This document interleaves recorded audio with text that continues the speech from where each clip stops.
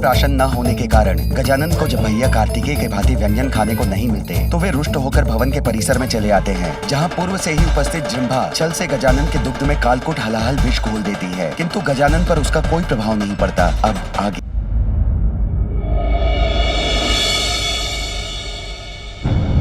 माँ तो गजानन को देखने और उसे दुग्ध देने गई थी, अभी तक लौटी क्यों नहीं? ये भयानक चित्कार का स्वर, हो क्या रहा है वहां?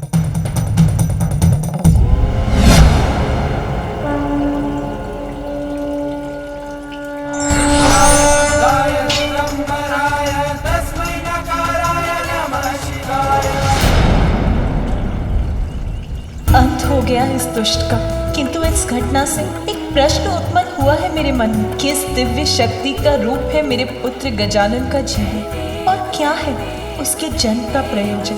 पिताश्री ने उचित समय पर रक्षित कर लिया मुझे।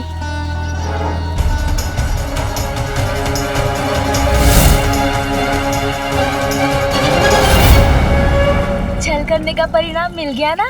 भाई का तो लेश मात्र चिन्ह भी नहीं है गजानन के नेत्रों में, ऐसे खड़ा है जैसे कुछ हुआ ही ना हो। कौन है ये? क्या हुआ यहाँ? गजानन, तुम कुशल तो हो ना? हाँ माँ।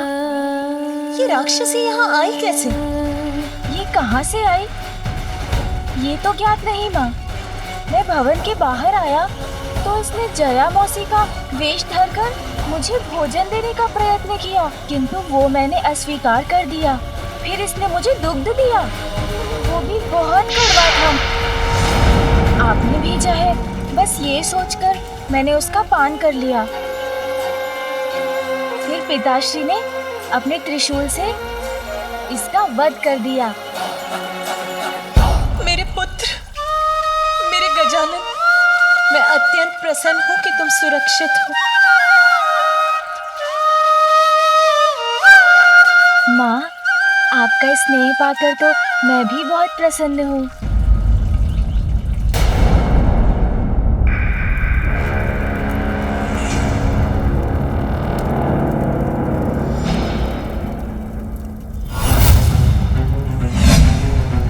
और प्रतीक्षा नहीं कर सकता मैं। कहाँ रह गई वो दुष्ट जृंभा?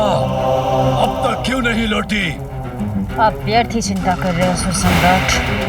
बुदबुदाओ मत गुड़िया, जो कहना है वो स्पष्ट कहो। व्यर्थ ही चिंता कर विचलित हो रहे आप। जृंभा शीघ्र आ जाएगी, किंतु इस बार उसे यहाँ से दूरी रखिएगा। उसे यहाँ से भेज दीजिएगा, अन्यथा पुनः उसके विष का दुष्प्रभाव होगा मुझ पर। गजानन की सुरक्षा को लेकर सर्वथा उचित है माता की चिंता। पिताश्री, ये आसुरी शक्तियां बार बार भिन्न भिन्न रूप लेकर गजानन को आहत करने का प्रयत्न कर रही हैं। वो अपनी सुरक्षा स्वयं कर सके, हमें उसे इस योग्य बनाना होगा।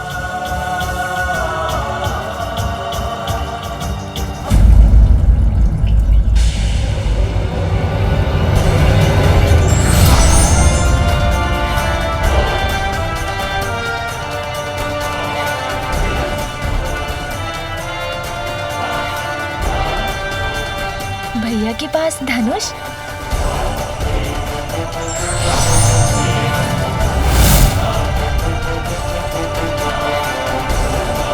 चेतावनी है मेरी ये धनुष की टंकार। वो शत्रु जिसने इस राक्षसी को यहाँ भेजा है, वो सावधान हो जाए।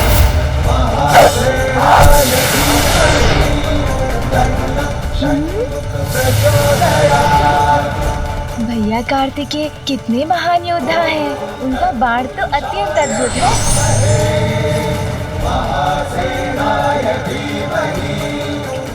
अद्भुत भैया, अद्भुत।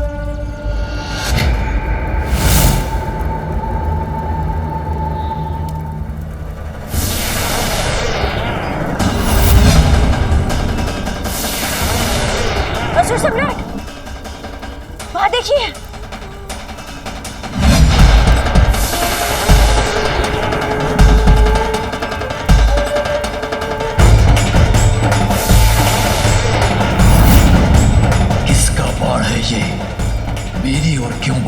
चाहिए।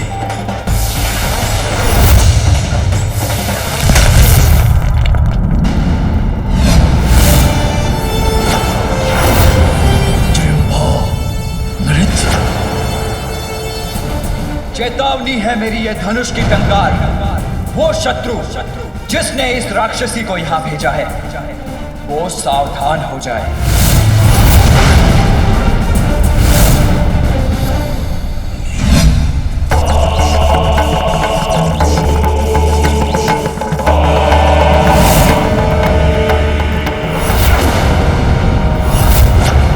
कालकूट हलाहल विषधारिणी जृंभा की ये दुर्दशा।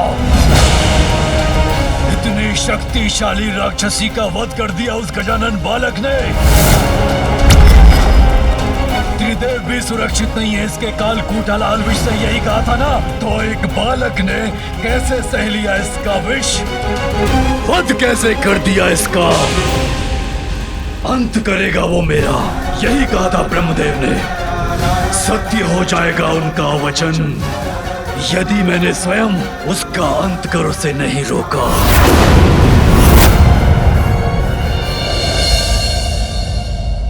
गजानन, चलो भवन में।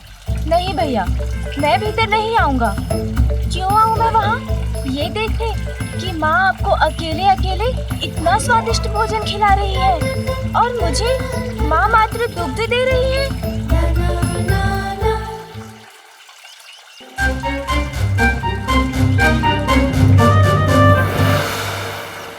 अरे इतने सारे फल इन गंजी के पास। माँ, पिताश्री, भैया, मैं किसी के साथ नहीं जाऊंगा। मैं तो बस इन गण के साथ जाऊंगा।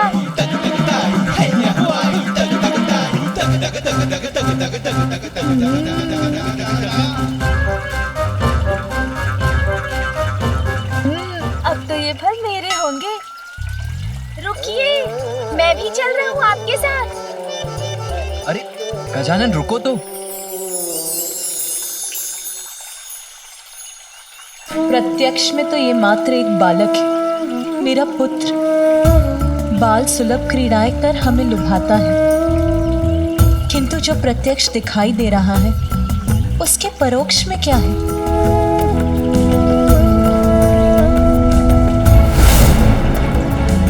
जो मैंने देखा वो किसी चमत्कार से कम नहीं है, किंतु जो नेत्र देख सकते हैं वो हमारे समक्ष, किंतु उसके पीछे क्या छिपा है? क्या रहस्य है ये? क्या है मेरे पुत्र की वास्तविकता? कौन सी अलौकिक शक्ति का स्वरूप है वो? उसकी अद्भुत दिव्यता का स्रोत क्या है? अपने पुत्र के दिव्यता को लेकर अचंभित है देवी पार्वती।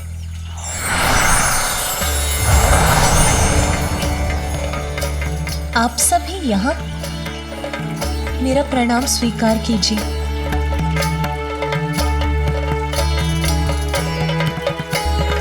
देवी पार्वती, असाधारण है आपका पुत्र गजानन, जिसकी रक्षा के लिए आप चिंतित हैं।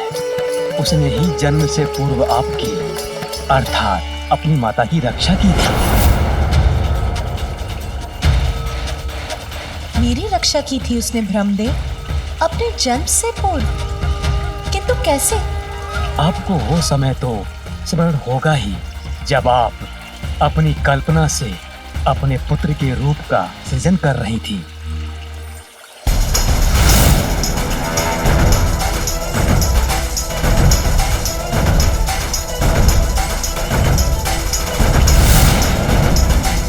तब एक अत्यंत शक्तिशाली असुर ने आपके पुत्र देव सेनापति कुमार कार्तिकेय को पराजित करने के उद्देश्य से कैलाश में प्रवेश किया था।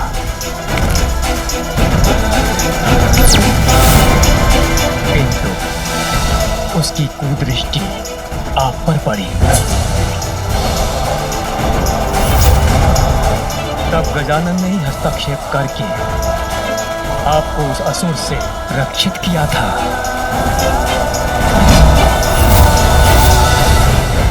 गजानन की अनुपम अद्भुत दिव्यता का अनुभव तो मुझे भी हुआ था देवी पार्वती, जब मैंने उसके लाला जल में अमृत देखा।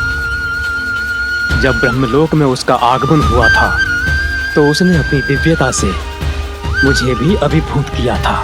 पार्वती नंदन तो स्वयं ओमकार स्वरूप हैं, जिन्होंने अपनी माता जगत जननी की रक्षा अपने जन्म से पूर्व ही की थी, जो स्वयं ओमकार स्वरूप हैं, जिनके उदर में लाला जल अमृत स्थित है। आपका वो पुत्र साधारण बालक कैसे हो सकता है देवी पार्वती?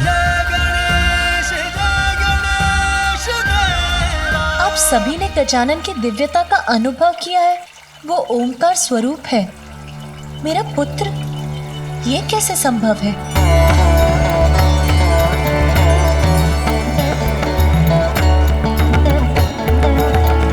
शंका की छाया को मिटाकर सत्य की ज्योति को देखिए, तो आपको स्वयं उसका परिचय प्राप्त होगा।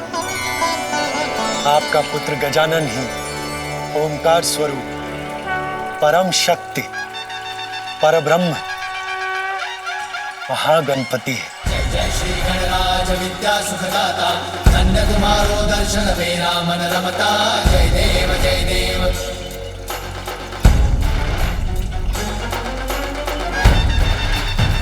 महागणपति अर्थात वो परम शक्ति जिनका आभास और दर्शन हम त्रिदेवों को सतयुग से भी पूर्व इस सृष्टि के प्रारंभ में हुआ था। ये वो समय था जब पूर्व में स्थित सृष्टि का अंत हो रहा था।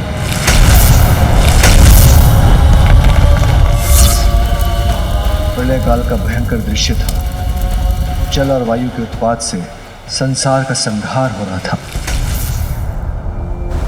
संपूर्ण धरा सागर की जल में विलीन हो गई थी। सर्वत्र विनाश का अंधकार प्रस्तुत था। सृष्टि, प्रकृति, समस्त संसार पर उस विनाश लीला का प्रकोप छाया था। समस्त ब्रह्मांड नष्ट हो रहा था।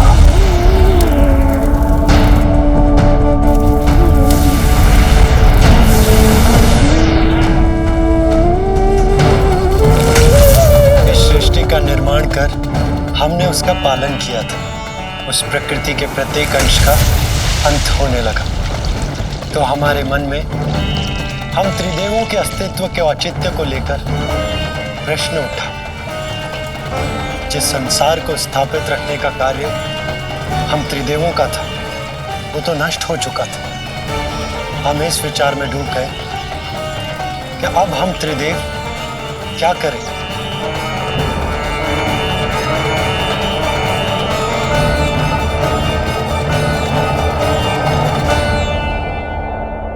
इस समस्या का समाधान तो हमें गहन तप से ही प्राप्त होगा, और हम तीनों तप करने पाताल लोक चले गए।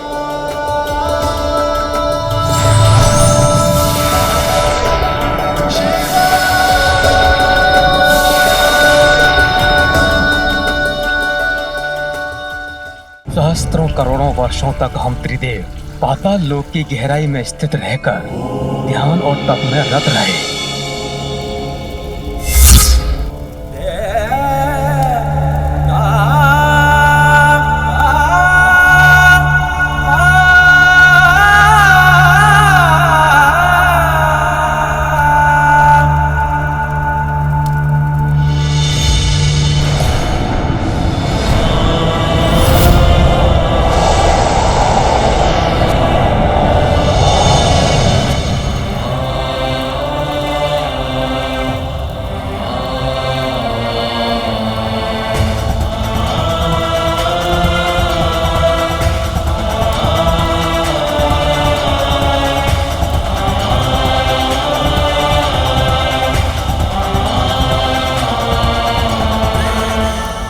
जब उस घोर तपस्या का कोई भी फल ना निकला, कोई समाधान हमारे समक्ष प्रस्तुत नहीं हुआ, तब हमने पाताल लोक से बाहर आने का निर्णय लिया।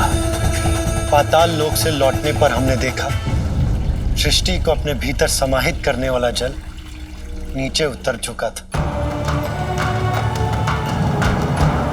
जल का वेग अवश्य शांत हुआ था, किंतु तब भी कुछ दिखाई नहीं देता था। थल अब भी जल में ही डूबा था।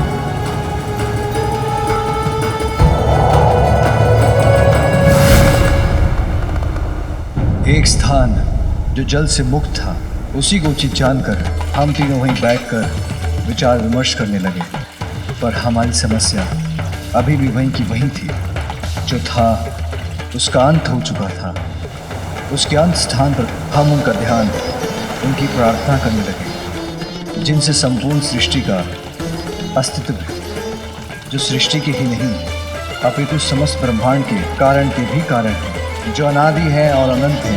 हम उन्हीं परम ब्रह्म का आह्वान करने लगे कि वही हमारा मार्गदर्शन करेंगे।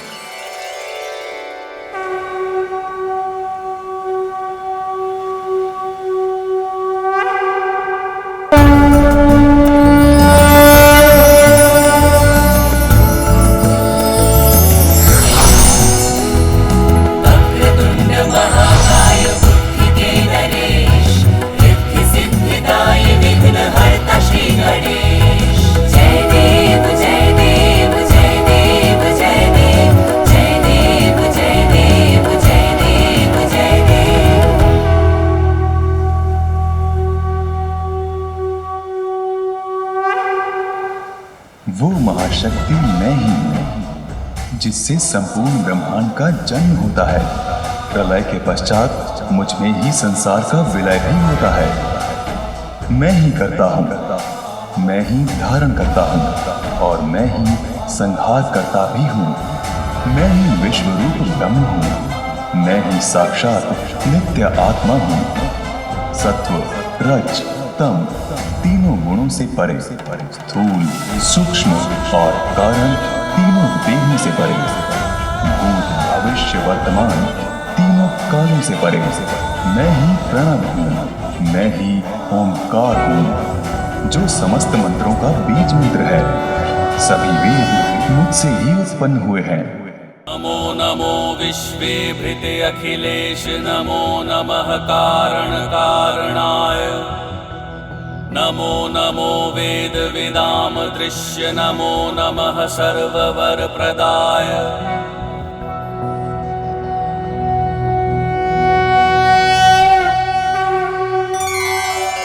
प्रभु आपके दर्शन पाकर हम कृतार्थ हुए। हम आपका ध्यान, आपकी आराधना करते रहे, जिससे हम अपने भविष्य का निर्धारण कर सके। उचित है, मैं भविष्य के कार्य आप तीनों में विभाजित कर देता हूँ। ब्रह्मदेव, आप एक नवीन सृष्टि का सृजन करें। विष्णुदेव, आप सृष्टि का पालन करें। और महादेव, आप जीवन, मरण, सृजन और भंजन के काल चक्र द्वारा निर्धारित नियमों को स्थापित रखने के लिए, काल की क्रिया में संतुलन बनाए रखने के लिए उचित समय पर सृष्टि का संहार करें। जैसी आज्ञा प्रभु, किंतु मेरी एक शंका भी है। सृष्टि के अंत के साथ ही सृष्टि की सारी स्मृतियां मेरे मन से लुप्त हो गई हैं। मुझे तो अब यह भी ज्ञात नहीं है कि सृष्टि कैसी होती है, उसे कैसा होना चाहिए। ब्रह्मदेव, मेरे भीतर विद्यमान अनंत ब्रह्मांडों का दर्शन कीजिए, फिर तो आप स्वतः सहजता से एक नवीन सृष्टि की रचना करने में सक्षम हो जाएंगे।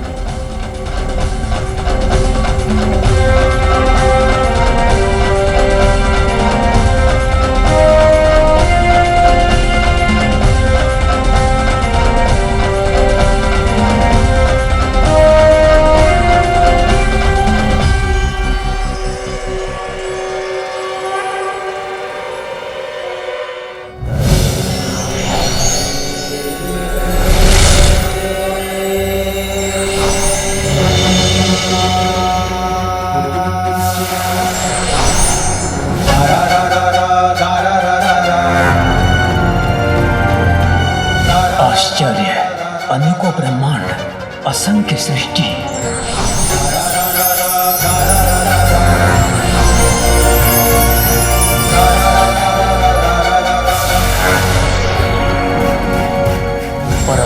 परमेश्वर के भीतर ये असंख्य रचनाएं रचना के भिन्न भिन्न पड़ावों पर हैं। कहीं नवीन सृष्टि का सृजन हो रहा है तो कहीं प्रलय से किसी सृष्टि का अंत। कोई सृष्टि अपने प्रारंभ में नवीन ऊर्जा से सज्जित है तो कोई अपने अंत के निकट है। धन्य है प्रभु, धन्य है आपकी महिमा।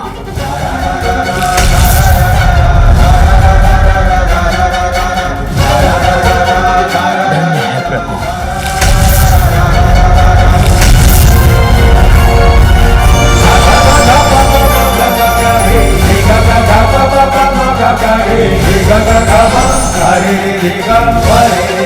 ब्रह्मदेव, अब तो आपको सृष्टि के समस्त रहस्य ज्ञात हो गए होंगे।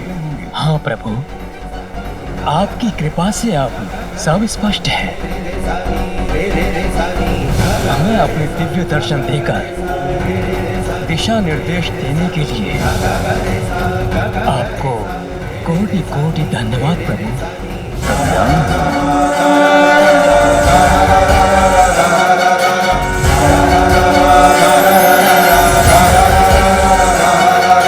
गौरी, गजानन तो परब्रह्म ही हैं, जिन्होंने एक बालक के रूप में अवतार लिया।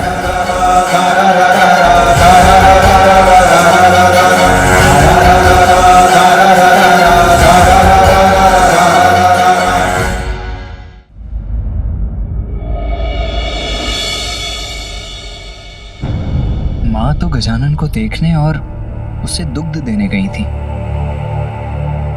अभी तक लौटी क्यों नहीं? ये भयानक चित्कार का स्वर हो क्या रहा है वहां?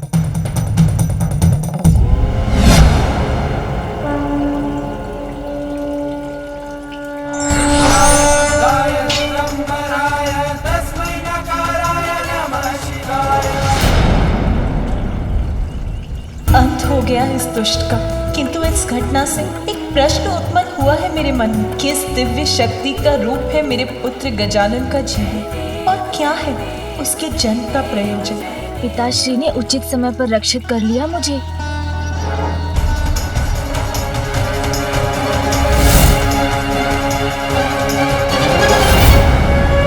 छल करने का परिणाम मिल गया ना? भाई का तो लेश मात्र चिन्ह भी नहीं है गजानन के नेत्रों में, ऐसे खड़ा है जैसे कुछ हुआ ही ना हो। कौन है ये? क्या हुआ यहाँ? गजानन, तुम कुशल तो हो ना? हाँ माँ। ये राक्षसी यहाँ आई कैसे? ये कहाँ से आई ये तो ज्ञात नहीं माँ। मैं भवन के बाहर आया तो इसने जया मौसी का वेश धरकर मुझे भोजन देने का प्रयत्न किया, किंतु वो मैंने अस्वीकार कर दिया। फिर इसने मुझे दुग्ध दिया, वो भी बहुत कड़वा था। आपने भेजा है, बस ये सोचकर मैंने उसका पान कर लिया। फिर पिताश्री ने अपने त्रिशूल से इसका वध कर दिया। मेरे पुत्र, मेरे गजानन, मैं अत्यंत प्रसन्न हूँ कि तुम सुरक्षित हो। माँ, आपका स्नेह पाकर तो मैं भी बहुत प्रसन्न हूँ।